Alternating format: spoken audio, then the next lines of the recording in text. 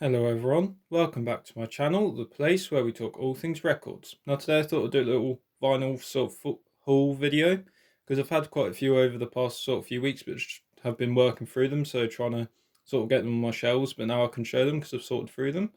So let's get to it. There's some great stuff in here.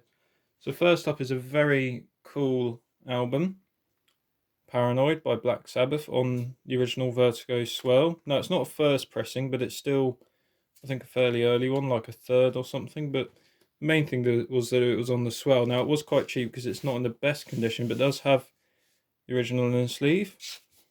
And there's the label on side too. So it's cool to get the original in the sleeve with it, which was very nice. Now next up we have Disraeli gears, and I got pretty good prices on all these. This was about 20 quid, because again it's not in the best condition, but it plays, so that's the main thing. It's an original stereo sort of first pressing on the Reaction label. Hopefully you can see the track lists there. It's a really good album, this one. I love this sort of blues stuff. That sort of London swinging 60s sort of blues. Next up we have a classic from the Stones, Exile on Main Street. Now these are all kind of more or less in one haul.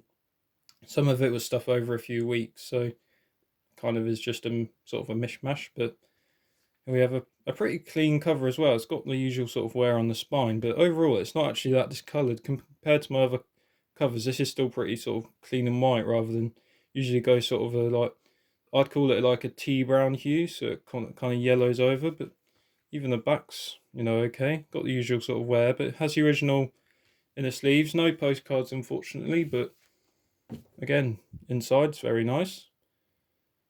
So yeah, it's very cool, that one. Original first pressing as well. Well, I say first, it's got, it's a 1972 pressing, I call it, because it still has, it's got different matrices and that. So I do have a couple of early ones slightly. And here we have another classic, Sergeant Pepper. As I said before, these are all pretty good prices and sort of usual worn condition on this one, but overall not awful. I've seen a lot worse. No insert, but oh, sorry, that's the other way around. It has the insert, but no inner sleeve, unfortunately. But inside's fairly clean. Again, I've seen a lot worse than this. No fourth proof, unfortunately, but as I said, it was a decent price. It was never going to be a fourth proof at that. It's the insert card. So mono first pressing, by the way. See there, plain sleeve. But I gave it clean, and actually cleaned up well, because it was quite sort of looked quite dull, but once I cleaned it, it sounded great. So that's why I always have this mantra about, you can always try saving a record with cleaning, because it honestly does wonders. Now here's something I actually, well, sorry, I say something, a band that I actually hadn't really heard of, but I sort of knew, like reading from the sleeve notes, that it might be something I might like, so I thought I'd buy it anyway and try it out. This is Straubs. I believe this is their first release in from 1969, but someone can correct me if I'm wrong. It's a bit all like creasing on the back there, but I thought, I'm just trying it out, so it's not the end of the world. There's the inside. It's on the A and M label. And I'll try get, oh, sorry, the record's inside, so just remember to, I'll get it out at another time maybe. But yeah, I thought I'd give it a try. I haven't listened to it yet, but I'm looking forward to it. So now also in this lot was some sort of very cool 12-inch reissue Stones EPs. There's 3 of them there, so we'll go through them. The first up is 5x5. Hopefully that's showing up okay. Now I can't actually remember when these were reissued or sort of put out, so if someone could let me know, that'd be great. But I do have a couple of EPs, obviously, on the original 7-inch when they first came out. But track list there. These are obviously 45 RPM, which is very cool. Now I'll show you the, I think it's Decca label, obviously Decca label, but I'm trying to remember what the label actually looks like. There we go there. See, it's sort of trying to make it a recreation, but still, it's very nice, because they're pretty clean. They just, when I say clean, they're not scratched. They just need a bit of a quick sort of wipe, and then they'll be good. So next up we have their, I believe it's their first or second EP. I can't quite remember at the minute, but it's very cool. The tracks there. Now I have the little the original issue of this on 7-inch, so it's nice to get like obviously different version. It's the back. Again, it's that same label on the record, so it's very cool that. And here is the other one. Oh, this is the one I was. So yeah, the other one was their first EP, because I was trying to remember if We Want the Stones was on their first one or.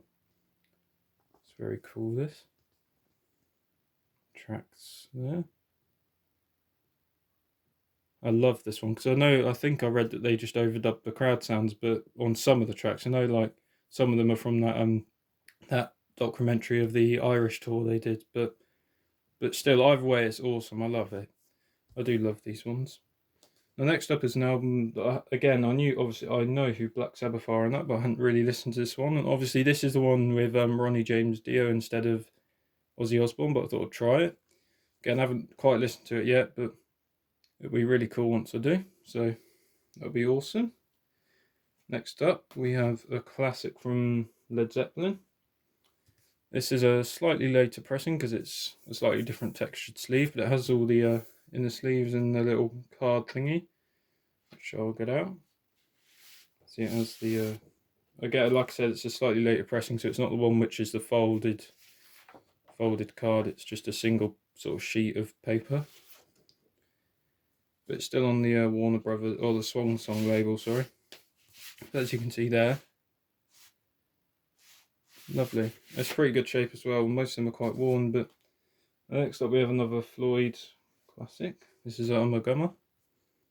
Again, not too bad cover. It's got a little bit of ring wear in that, but got really good price on this one. I think it was either 20 quid or something like that, but it's pretty good shape because I do have a copy, but it's quite worn. But yeah, I got great prices on all these because it's a really good shop local to me. Because I bought a lot as well, he did me a good deal.